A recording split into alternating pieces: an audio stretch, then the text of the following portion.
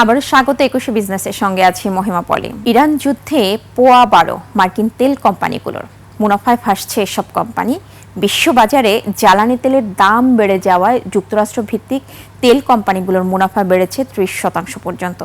পরিসংখ্যান বলছে চলতি বছরের প্রথম প্রান্তিক অর্থাৎ জানুয়ারি মার্চ সময়ে মার্কিন তেল কোম্পানির এক্সন মোবিলের মুনাফা বেড়েছে ৩০%। এ সময়ে কোম্পানিটির মুনাফা করে প্রায় $১২ বিলিয়ন। গত বছরের একই সময়ে এক্সন মোবিলের মুনাফা ছিল $৮.৫ বিলিয়ন। ইরান যুদ্ধ শুধু এক্সন মোবিল নয়, অন্যান্য মার্কিন তেল কোম্পানির মুনাফাতেও বাড়তি হাওয়া লাগিয়েছে। চলতি বছরের প্রথম প্রান্তিকে সেভরনের মুনাফা বেড়েছে ২০%। কোম্পানিটি ৩ মাসেই মুনাফা করেছে $৭ বিলিয়ন। এছাড়া কনকো ফিলিপসও উচ্চ মুনাফা করেছে ইরান যুদ্ধের সংকটকে পুঁজি করে। চলতি বছরের প্রথম ৩ মাসে কনকো ফিলিপস মুনাফা করেছে $৪ বিলিয়ন। কোম্পানিটির মুনাফা বেড়েছে প্রায় ২৫%।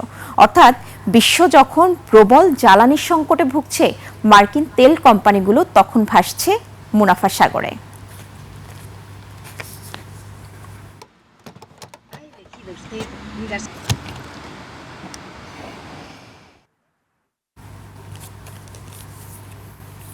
ইরান ও যুক্তরাষ্ট্রের মধ্যে চলমান উত্তেজনা নিরসনে পাকিস্তানের মধ্যস্থতায় শান্তি আলোচনায় প্রক্রিয়ায় দেখা দিয়েছে নাটকীয় মোড়। আকস্মিক তেহরান ফিরে যাওয়ার পর আজ রাতেই পুনরায় ইসলামাবাদে ফিরছে ইরানি প্রতিনিধি দল। অন্যদিকে দীর্ঘ ভ্রমণের অজুহাতে মার্কিন প্রতিনিধিদের পাকিস্তান সফর বাতিল করেছেন প্রেসিডেন্ট ডোনাল্ড ট্রাম্প। বিস্তারিত তাফসির ফিজা রিপোর্টে। শান্তি আলোচনা টেবিলে যখন বিশ্ববাসীর নজর, ঠিক তখনই ইসলামাবাদে ইরান ও মার্কিন প্রতিনিধিদের গতিবিধি নিয়ে তৈরি হয়েছে নতুন ধোঁয়াশা। ইরানের রাষ্ট্রীয় সংবাদ সংস্থা জানিয়েছে, ইরানের পররাষ্ট্রমন্ত্রী আব্বাস আরাকচির সঙ্গে আসা প্রতিনিধি দলের একটি অংশ রোববার রাতেই ইসলামাবাদে পৌঁছাবে। অন্যদিকে ট্রাম্প জানায়, ইরানের সাথে আলোচনার জন্য দীর্ঘ সফর প্রয়োজন নেই, বরং এখন থেকে ফোন আলোচনা চালানো হবে। এদিকে আরব সাগরে ইরানের জ্বালানি বাণিজ্যের উপর বড় আঘাত হেনেছে মার্কিন সেন্ট্রাল কমান্ড। শনিবার MV7 নামক একটি ইরানি জাহাজ আটক করে মার্কিন নৌবাহিনী। তারা জানায়, কয়েকশো কোটি ডলার মূল্যের জ্বালানি ও গ্যাসজাত পণ্য নিয়ে জাহাজটি বিশ্ব বাজারের দিকে যাচ্ছিল। বর্তমানে মার্কিন পাহারায় জাহাজটিকে পুনরায় ইরানের দিকে পাঠিয়ে দেওয়া হয়েছে। হরমুজ প্রণালী নিয়ন্ত্রণ করা এবং এই অঞ্চলে যুক্তরাষ্ট্রের সমর্থকদের উপর প্রতিরোধমূলক প্রভাব ছায়া বজায় রাখাই ইরানের চূড়ান্ত কৌশল বলে জানায় IRGC। তাফসির ফিজা, ডেস্ক রিপোর্ট, ২১ টেলিভিশন। প্রধানমন্ত্রী তারেক রহমানের সভাপতিত্বে অনুষ্ঠিত হয়েছে জাতীয় অর্থনৈতিক পরিষদের নির্বাহী কমিটি একনেকের ২০২৫-২৬ অর্থ বছরের ১০ম সভা। রোববার বেলা ১১টায় রাজধানীর সচিবালয়ে এই সভা হয়। সভায় মোট ১৭টি উন্নয়ন প্রকল্প উপস্থাপন করা হয়েছে, যার প্রাক্কলীন ব্যয় প্রায় ৭,০০০ কোটি টাকা। প্রস্তাবিত প্রকল্পগুলোর মধ্যে আর্থসামাজিক অবকাঠামো খাতের ৪টি, কৃষি, পানি সম্পদ ও পল্লী প্রতিষ্ঠান খাতের ২টি এবং ভৌত অবকাঠামো খাতের ১১টি প্রকল্প অন্তর্ভুক্ত রয়েছে। এসব প্রকল্পের মাধ্যমে সড়ক যোগাযোগ উন্নয়ন, সেচ ব্যবস্থার আধুনিকায়ন, গ্রামীণ অবকাঠামো সম্প্রসারণ এবং নগর সুবিধা বাড়ানোর উপর বিশেষ গুরুত্ব দেওয়া হয়েছে।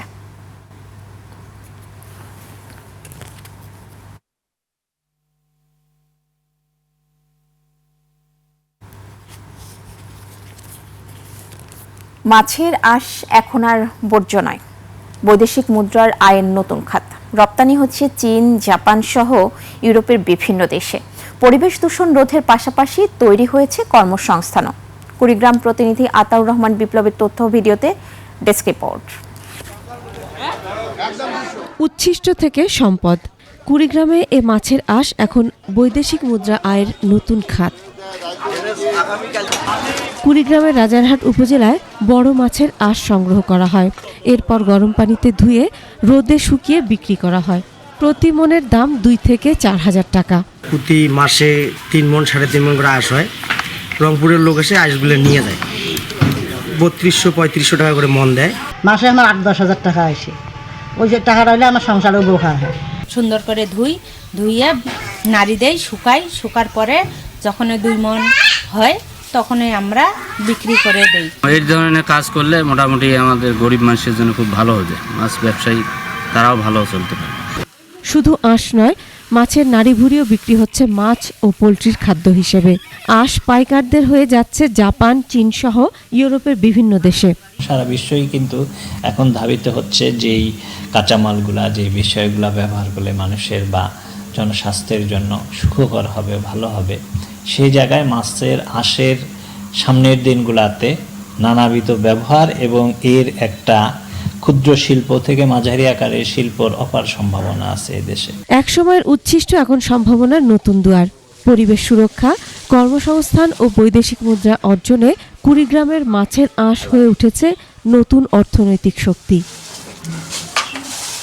Masum আলিসা, desk report, 21 television. এবার এশিয়ার প্রধান শেয়ার বাজারের খবর। সূচকের মিশ্র প্রবণতা দেখা যাচ্ছে এশিয়ার বেশিরভাগ পুঁজিবাজারে। জাপানি শেয়ার বাজার নিকি সূচক 575 পয়েন্ট বেড়ে দাঁড়িয়েছে 59,717 পয়েন্টে। বেড়েছে হংকংয়ের শেয়ার বাজার। হ্যাংসেং এর সূচক 62 পয়েন্ট বেড়ে অবস্থান করছে 25,978 পয়েন্টে। কমেছে সিঙ্গাপুর এসটিআই সূচক, এটি 21 পয়েন্ট কমে অবস্থান করছে 4,922 পয়েন্টে। চীনের শেয়ার বাজার সাংহাই কম্পোজিট ইন্ডেক্স অবস্থান করছে 4,079 পয়েন্টে, যা আগের দিনের চেয়ে 13 পয়েন্ট কম। বোম্বের সেন্সেক্স 30 ইন্ডেক্সকে দেখা যাচ্ছে নিম্নমুখী প্রবণতায়।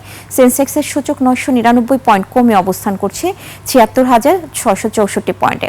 কমেছে থাইল্যান্ডের থাই স্টক এক্সচেঞ্জের সূচক, এটি 5 পয়েন্ট কমে অবস্থান করছে 1,456 পয়েন্টে। এখন জানিয়ে দিচ্ছি আন্তর্জাতিক বাজারে জ্বালানি তেলের মূল্য পরিস্থিতি। বিশ্ববাজারে জ্বালানি তেলের দাম বেড়েছে।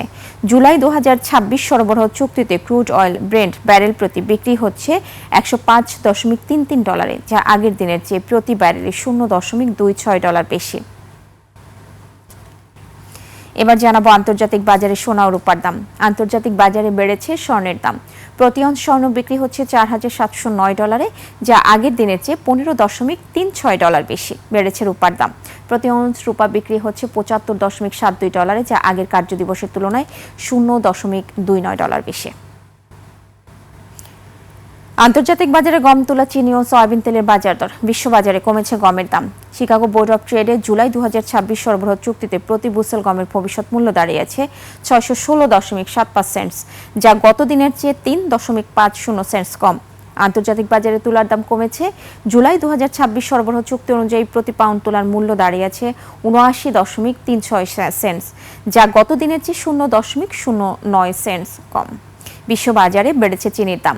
জুলাই 2026 সরবরাহ চুক্তি অনুযায়ী প্রতি পাউন্ড নাম্বার 11 চিনির মূল্য এখন 14.11 সেন্টস, যা এর আগের কার্যদিবসের চেয়ে 0.22 সেন্টস বেশি। বিশ্ববাজারে বেড়েছে সয়াবিন তেলের দাম। জুলাই 2026 সরবরাহ চুক্তি অনুযায়ী প্রতি পাউন্ড সয়াবিন তেলের মূল্য এখন 71.33 সেন্টস, যা এর আগের কার্যদিবসের চেয়ে 0.28 সেন্টস বেশি। জানাবো টাকার সঙ্গে প্রধান আন্তর্জাতিক মুদ্রার বিনিময় হার।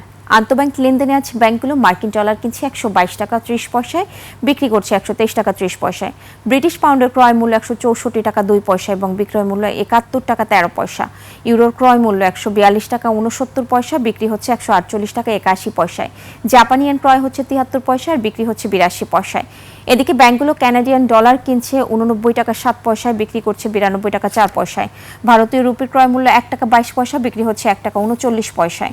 সৌদি রিয়ালের ক্রয় মূল্য 32 টাকা 50 পয়সা এবং বিক্রয় মূল্য 33 টাকা 26 পয়সা। মালয়েশিয়ান রিঙ্গিত ক্রয় হচ্ছে 30 টাকা 67 পয়সা এবং আন্তঃব্যাংকে বিক্রি হচ্ছে 31 টাকা 59 পয়সায়।